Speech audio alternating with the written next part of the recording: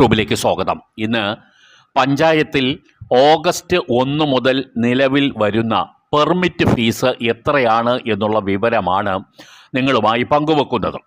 അടുത്ത ദിവസം മുനിസിപ്പാലിറ്റിയിലെ പുതിയ പെർമിറ്റ് നിരക്ക് എത്രയാണെന്നും തുടർന്ന് കോർപ്പറേഷനിലെ പെർമിറ്റ് ഫീസ് നിരക്ക് എത്രയാണെന്നും വെവ്വേറെ എപ്പിസോഡുകളായി അവതരിപ്പിക്കുന്നുണ്ട്.